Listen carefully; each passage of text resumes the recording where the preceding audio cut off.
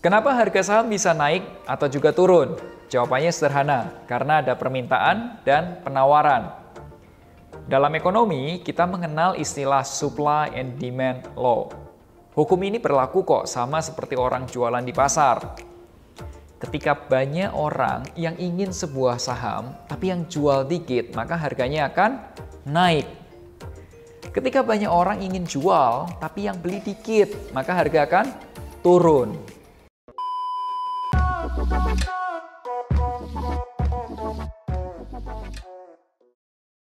Hai guys, jumpa lagi bersama saya Melvin Mumpuni CFP, perencana keuangan dan founder Finansialku.com.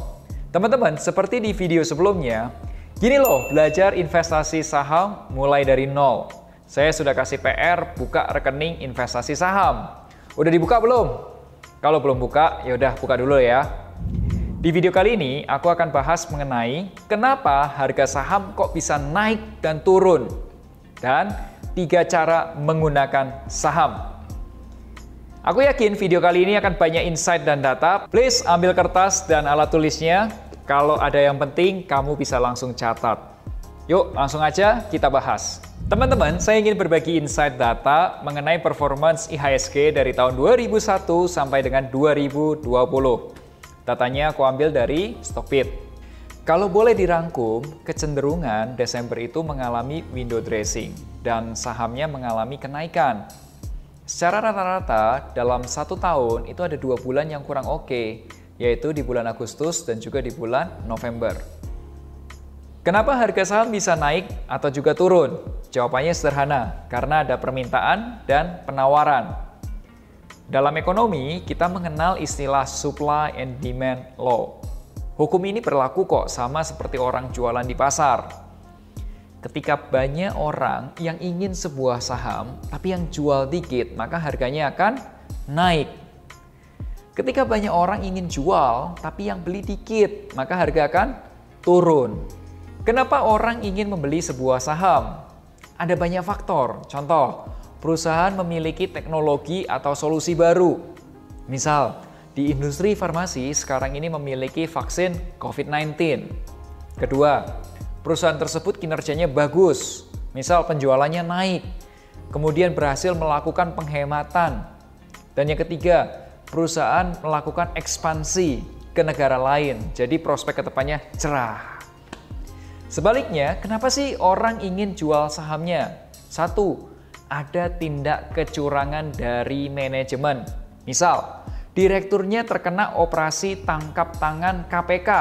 Wah, kedua, ada juga orang yang sudah untung besar dan ingin mencairkan keuntungannya. Dalam bahasa finance kita sebut istilahnya merealisasikan keuntungan.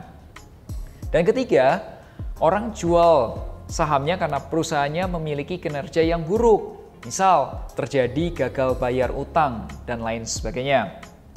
Lalu, bagaimana sih cara kita berinvestasi di saham? Sebenarnya ada banyak cara untuk menjelaskan strategi berinvestasi atau menggunakan saham. Aku akan jelaskan dari sudut pandangku yang paling mudah untuk kamu orang awam. Guys, di Indonesia sekarang ini ada 708 perusahaan terdaftar di Bursa Efek Indonesia. Dan jumlahnya akan terus bertambah. Dan di dalamnya digolongkan menjadi beberapa kelompok. Contoh ya, saham-saham yang syariah dikelompokkan jadi 1. Saham-saham yang liquid banyak yang diperdagangkan dikelompokkan jadi 1. Saham-saham yang rajin bagi dividen dikelompokkan menjadi 1. Dan lain sebagainya. Pengelompokan tersebut dinamakan indeks. Bagaimana cara menggunakan indeks tersebut? Yuk kita diskusi. Pada dasarnya, saham itu bisa digunakan untuk trading atau berdagang, investasi, dan dividen. Kalau dengar kata dividen, masih ingat kan cerita dari filosofi kopi 2 yang bagi-bagi keuntungan? Yang pertama adalah trading. Trading ini sifatnya aktif, karena kita perlu sering memantau pergerakan harga, indikator, volume, dan lain sebagainya. Aku pribadi mengkategorikan trading sebagai active income. Kamu bisa mempelajari trading dengan aliran momentum trading, Fibonacci trading, atau cara trading lainnya. Saranku, jika kamu mau trading, pilihlah saham-saham yang liquid. seperti di indeks LQ45 atau di IDX 30. Berikut ini saham-saham yang termasuk dalam indeks LQ45.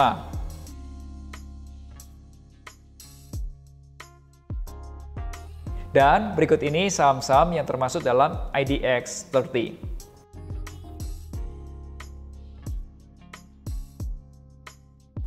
Teman-teman, kategori ini akan selalu diupdate. Jadi, untuk informasi terbarunya, saya sarankan cek di website financialku.com atau di Bursa Efek Indonesia.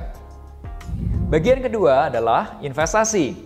Artinya, uang kita yang bekerja. Uang kecil bertumbuh menjadi uang yang lebih besar. Misal, kita beli saham ABCD di harga Rp1.000 per lembarnya.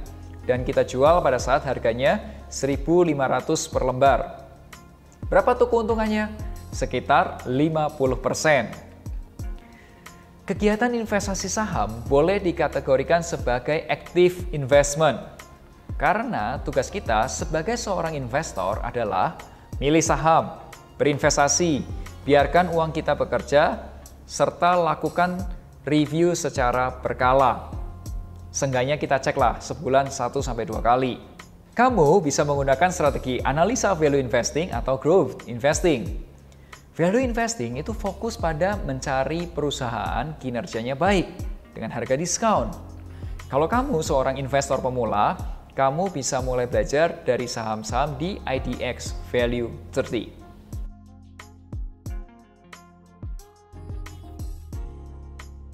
Kalau kamu mau belajar saham mengenai value investing, Finansialku kolaborasi dengan Ko Rifan Kurniawan dan kita membuat sebuah online course. Judulnya Value Investing Fundamental.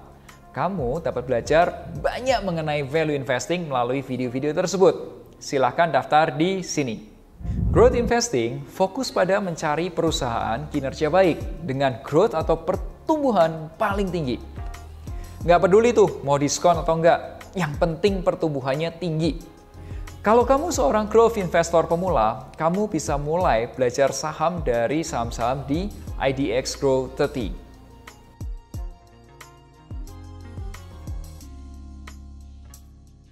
Kita akan bahas lebih detail mengenai value investing dan growth investing ini pada series investasi saham berikutnya ya.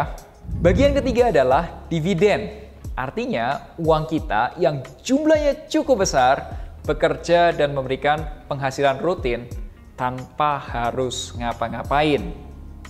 Misal, kamu punya uang 1 miliar rupiah dan mendapatkan dividen 5% per tahun. Artinya, penghasilan tahunan kamu dari dividen adalah 5% dikali 1 miliar rupiah atau 50 juta per tahun. Kegiatan investasi saham model dividen ini bisa dikategorikan sebagai passive investment. Karena tugas kita sebagai seorang investor adalah memilih saham, berinvestasi, dan biarkan uang kita bekerja. Dah, begitu saja. Selama perusahaan masih bisa membagikan keuntungan, maka kita selalu mendapatkan dividen. Kalau kamu seorang dividen investor pemula, kamu bisa mulai belajar saham dari saham-saham di IDX High Dividend 20.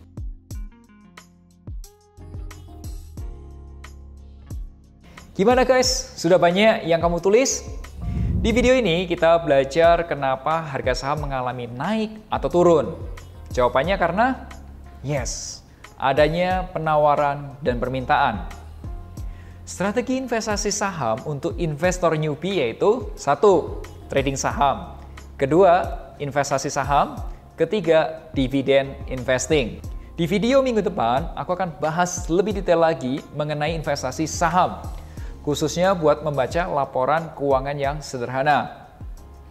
Tugas kedua kamu adalah download aplikasi RTI di Google Play Store atau di App Store.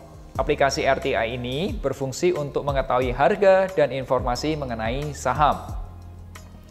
Sekali lagi, jika kamu belum buka rekening investasi saham, segera buka. Ini udah aku ingatkan di video yang kedua. Video minggu depan, saya nggak lagi ngingetin. Di video berikutnya, aku akan bahas mengenai memahami laporan keuangan dengan mudah. Tenang aja, saya akan ceritakan dengan sebuah cerita. Jadi, kamu nggak perlu khawatir. Semoga penjelasan ini bisa bermanfaat buat kamu, dan subscribe YouTube channel finansialku.com jika konten ini bisa bermanfaat buat kamu. Sampai jumpa di video Melek Finansial Rabu depan. Akhir kata, make a plan and get your financial dreams come true.